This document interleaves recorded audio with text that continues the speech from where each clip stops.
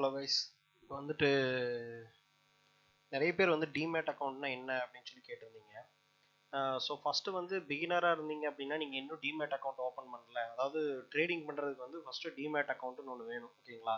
அது என்ன demat account அப்படின்னு கேட்டிங்கன்னா, பேங்க் அக்கௌண்ட் மாதிரியே தான் டிமேட் அக்கௌண்ட் அப்படிங்கிறதும். அது என்ன அப்படிங்கிறது வந்து பார்த்தீங்கன்னா இந்த வீடியோவில் நம்ம பார்த்துடலாம். அதுக்கு முன்னாடி இந்த சேனலை சப்ஸ்கிரைப் பண்ணலைன்னா சப்ஸ்கிரைப் பண்ணிக்கோங்க, பெல் பட்டனையும் கிளிக் பண்ணிக்கோங்க.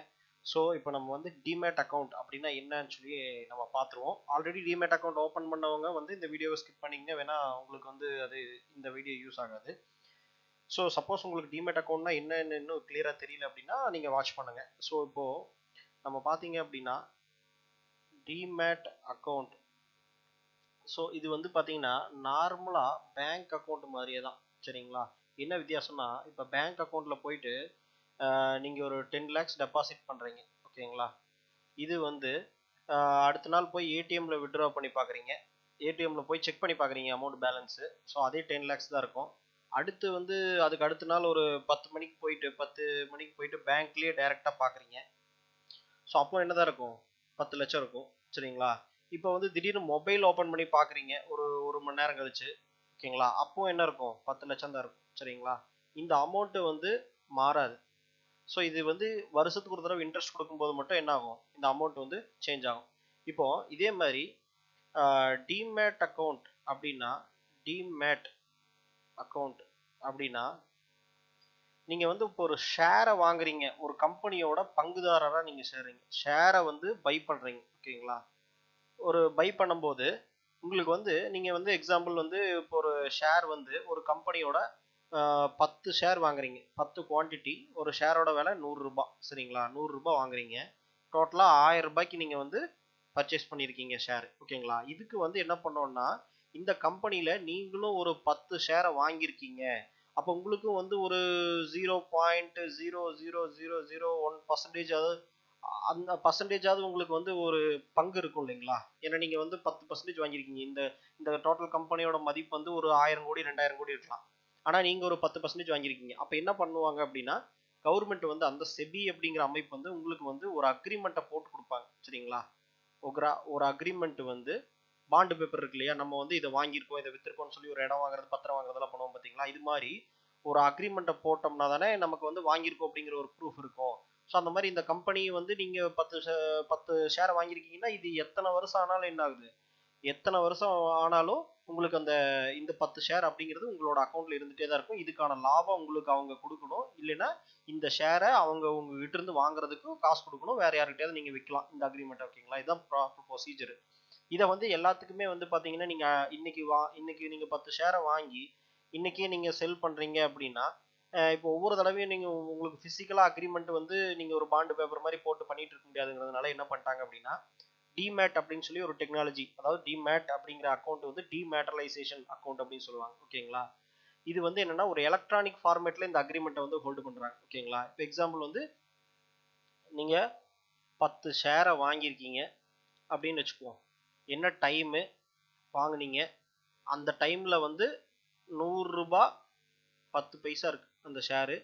10 ஷேர் குவான்டிட்டி வாங்கியிருக்கீங்க. இது அப்படியே உங்களுக்கு என்ன ஆயிரும்? உங்களோட அந்த டிமேட் அக்கௌண்ட்ல ரெஜிஸ்டர் ஆயிரும். ஓகேங்களா? இப்போ நீங்க அடுத்து ஒரு 5 நிமிஷம் கழிச்சு பார்த்தீங்கன்னு வச்சுக்கோங்களேன், 5 நிமிஷம் கழிச்சு அந்த அக்கௌண்ட் ஓப்பன் பண்ணி பார்த்தீங்கன்னா, இந்த 100 ரூபாய் 10 பைசாக்கு நீங்க வாங்கின ஷேரு 101 ரூபாய் இருக்கும். சரிங்களா? ஒருவேளை ஏறி இருந்தா, மார்க்கெட் ஏறி இருந்தா என்ன ஆயிருக்கும்? 101 ரூபாய் இருக்கும்னு வச்சுக்கோங்களேன். அது ஒரு இன்னொரு 5 நிமிஷம் கழிச்சு பார்த்தீங்கன்னா 102 ரூபாய், அதுக்கப்புறம் பார்த்தீங்கன்னா 130 ரூபாய், 150 ரூபாய், இப்படி வந்து மேலே போயிட்டே இருக்கலாம். சரிங்களா? அதே மாதிரி மார்க்கெட் கீழே இறங்கும் போது உங்களோட ஷேர் வந்து என்ன ஆகுது? 95 ரூபாய், 98 ரூபாய், இப்படி வந்து நீங்க டவுன் ஆகிட்டே இருக்கும். சரிங்களா? இது வந்து எப்படி வேணா நடக்கலாம், எத்தனை நிமிஷத்துக்கு ஒரு தடவை வேணாலும் மாறலாம். அது மார்க்கெட்ல வந்து எவ்வளவு பேர் பார்ட்டிசிபேட் பண்றாங்க, எவ்வளவு ஷேரை நீங்க வாங்குறீங்க செல் பண்றீங்க அப்படிங்கிறத பொறுத்து மார்க்கெட்டோட இந்த அமௌண்ட் மாறிட்டே இருக்கும். இது உங்களுக்கு புரியலன்னா முன்னாடியே நான் ஒரு சில வீடியோஸ் எல்லாம் போட்டிருப்பேன், எல்லா வீடியோஸும் பாருங்க. ஓகேங்களா? மார்க்கெட் ஏறும்போது நமக்கு வந்து இந்த ஷேரை வந்து செல் பண்ணிட்டே இருப்பாங்க, பை பண்ணிட்டே இருப்பாங்க இல்லையா? அப்ப நீங்க வந்து 100 ரூபாய்க்கு வாங்கி வச்சிருந்தா கூட அவங்க வந்து நீங்க இந்த இதுக்கப்புறமும் வந்து பாத்தீங்கன்னா பையர்ஸ் வந்து இதை வாங்கிட்டு வித்துக்கிட்டே தான் இருப்பாங்க. ஓகேங்களா? அப்ப மாறிக்கிட்டே இருக்கும். இப்ப திடீர்னு நீங்க ஓபன் பண்ணி பாக்குறீங்க உங்க அக்கௌண்ட்ல 130 ரூபாய் இப்ப கரண்ட் ஷேர் பிரைஸ் இருக்குது. சரிங்களா? அப்போ வந்து நீங்க 100 ரூபாய் 10 பைசாக்கு தான் வாங்குனீங்க அப்படின்னு வச்சுக்கோங்க. எக்ஸாம்பிள் ஒரு 100 ரூபாய்க்கு வாங்கியிருக்கீங்கன்னு வச்சுக்குவோம். இப்போ 130 ரூபா இருக்கு. இப்போ உடனே என்ன பண்றீங்க, செல் பண்ணிடலாம் ஏன்னா 130 ரூபா இருக்கு அப்படின்னு. உடனே நீங்க செல் பண்ணீங்கன்னா அது அப்படியே அந்த அந்த அமௌண்ட் 130 இன்ட்டு 10 ஷேரையும் செல் பண்ணிட்டீங்க அப்படின்னா 130 இன்ட்டு 10 என்னாச்சு, 1300 ரூபாய். சரிங்களா, 1300 ரூபாய் அப்படியே உங்களோட டிமேட் அக்கௌண்ட்ல ஆட் ஆயிரும். சரிங்களா, இப்போ நீங்க வந்து எவ்வளவுக்கு வாங்குனீங்க, 1000 ரூபாய்க்கு வாங்குனீங்க. சரிங்களா, வித்தது எவ்வளவுக்கு வித்தீங்க, 100 ரூபாய்க்கு வாங்குனீங்க, 130 ரூபாய்க்கு நீங்க சேல் பண்ணிட்டீங்க. சரிங்களா, அப்ப வந்து என்ன ஆகும், 1300 ரூபாய் உங்க அக்கௌண்ட்ல உடனே என்ன ஆயிரும், ஆட் ஆயிரும். நீங்க இது எந்த செகண்ட்ல பண்ணாலும் அந்த செகண்ட்லயே வந்து என்ன ஆயிரும், உங்களுக்கு ஆட் ஆயிரும். அதனாலதான் வந்து பாத்தீங்கன்னா இந்த பர்பஸ்க்காக தான் டிமேட் அப்படின்னு சொல்லி ஒரு அக்கௌண்ட்டை வந்து யூஸ் பண்றாங்க. டிமெட்டலைசேஷன் எலக்ட்ரானிக் ஃபார்மேட்ல. ஏன்னா டக் டக்குன்னு மாறிட்டே இருக்கும். டக் டக்குன்னு வந்து நீங்க என்ன பண்ணிக்கலாம், எலக்ட்ரானிக் ஃபார்மேட்ல நீங்க வந்து அந்த அக்ரிமெண்ட் கிரியேட் ஆகி ஆட்டோமேட்டிக்கா பை பண்றது செல் பண்றது நடந்துட்டே இருக்கும். இப்போ இந்த 1300 ரூபாய் ஆச்சுன்னா உடனே நீங்க என்ன பண்ணிக்கலாம், உங்களோட பேங்க் அக்கௌண்ட்டுக்கு வித்ட்ரா பண்ணிக்கலாம். சரிங்களா, பேங்க் வித்ட்ராவல் பண்ணிக்கலாம். சரிங்களா, இந்த ஆப்ஷன் வந்து இப்போ மாறிக்கிட்டே இருக்குது. இந்த அமௌண்ட் வந்து உங்களுக்கு வந்து மாறிட்டே இருக்கு அப்படிங்கிறதுனால தான் இந்த டிமேட் அப்படின்னு சொல்லி அக்கௌண்ட் யூஸ் பண்றாங்க. ஏன்னா இது எலக்ட்ரானிக் ஃபார்மேட் ஒரு அக்ரிமெண்ட்னு வச்சுங்களேன். ஒரு இடம் வாங்குறீங்க, அதுக்கு ஒரு அக்ரிமெண்ட் போட்டு தராங்கன்னு வச்சுங்களேன். அந்த அக்ரிமெண்ட் வந்து பிசிக்கலா இல்லாம ஒரு எலக்ட்ரானிக் ஃபார்மேட்ல உங்களுக்கு இருக்குது. அது எப்ப வேணாலும் விலை ஏறது விலை இறங்குறது நீங்க பாத்துக்கலாம். உடனே நீங்க செல் பண்ணிக்கலாம், பை பண்ணிக்கலாம், இந்த மாதிரி இருக்கும். ஓகேங்களா, இப்போ பேங்க் அக்கௌண்ட் எல்லாம் பாத்தீங்கன்னா எல்லாமே government of India, government of இந்தியாவுக்கு கீழே தான் நம்ம இந்த இது எல்லாமே ஃபாலோ ஆகுது. சரிங்களா, இப்போ பேங்க் அக்கௌண்ட்ல என்ன ஆகும்னா ஆர்பிஐக்கு கீழே மெயின்டைன் பண்ணுவாங்க. ஆர்பிஐ தான் மெயின்டைன் பண்ணுவாங்க, ரிசர்வ் பேங்க் ஆஃப் இந்தியா. சரிங்களா, இதுவே வந்து டிமேட் அக்கௌண்ட் எல்லாம் யார் மெயின்டைன் பண்ணுவாங்க அப்படின்னா, இதெல்லாம் வந்து செக்யூரிட்டி. அதாவது நீங்க வந்து ஒரு அக்ரிமெண்ட்டை போட்டு வாங்குறது எலக்ட்ரானிக் ஃபார்மேட்ல நடக்குது. ஒரு ஷேரோ ஒரு பாண்டு வாங்குறீங்க, இந்த மாதிரி எல்லாம். ஸோ இதெல்லாம் வந்து பாத்தீங்க அப்படின்னா உங்களுக்கு வந்து செபிங்கிற அமைப்பு, நான் ஏற்கனவே சொல்லியிருப்பேன், செபிங்கிற அமைப்பு, security exchange board of India அப்படிங்கிற அமைப்பு கீழே தான் இது ஒர்க் ஆகுது. சரிங்களா, ரெண்டுமே கவர்மெண்டோட அமைப்பு தான். சரிங்களா, இது வந்து ஒர்க் ஆகுது.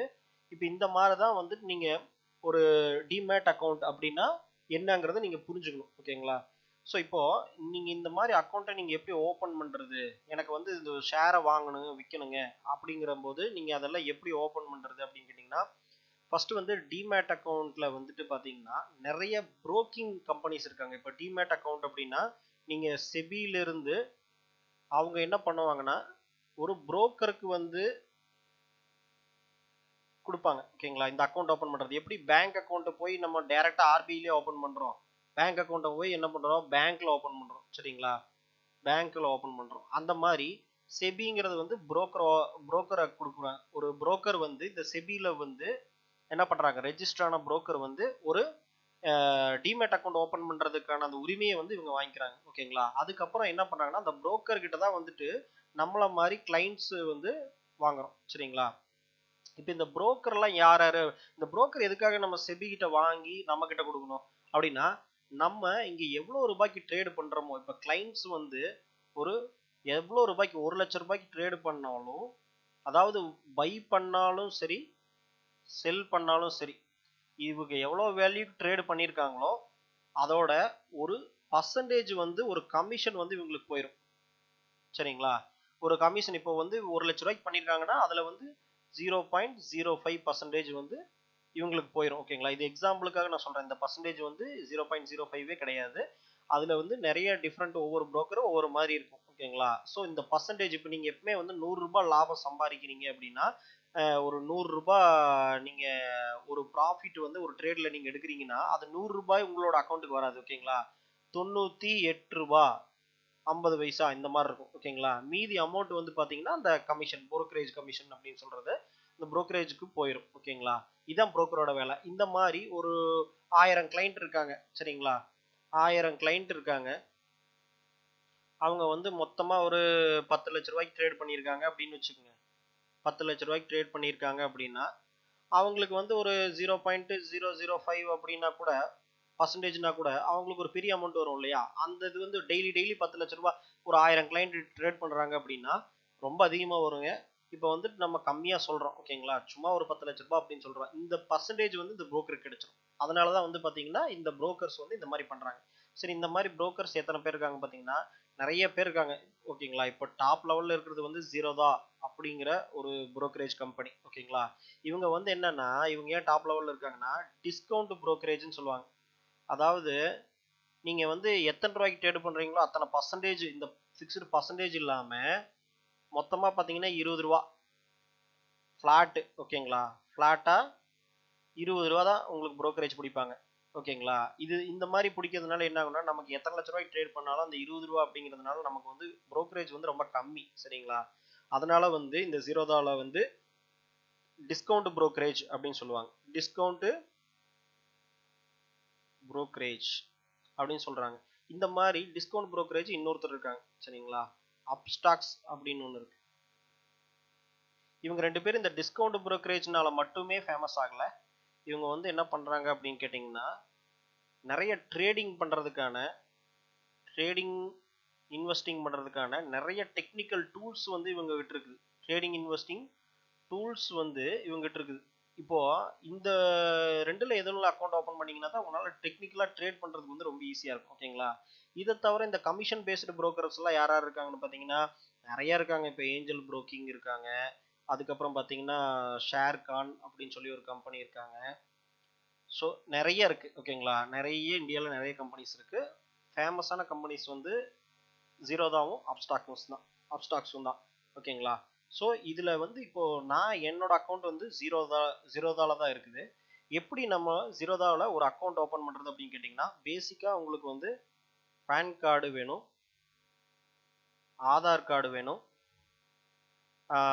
செக் லீஃப் வந்து ஒரு கேன்சல்டு செக் லீஃபை வந்து கேன்சல்டு பண்ணி அதில் வந்து ஒரு சைன் போட்டுருங்க. சைன் போட்டு கேன்சல் பண்ணி, அதாவது இப்போ செக் லீஃப் இருக்குன்னா சைன் போட்டு அதை வந்து இப்படி ஒரு அடிச்சு விட்டுட்டு நீங்கள் வந்து என்னன்னா இதை ஒரு ஃபோட்டோ எடுத்து, இந்த செக் லீஃப் வந்து ஃபோட்டோ எடுத்து வச்சுக்கணும். ஓகேங்களா. அமௌண்ட்டில் எதுவும் போடக்கூடாது. ஜஸ்ட் சைன் போட்டு செக் லீஃப் ஃபோட்டோ எடுத்து வச்சுக்கணும்.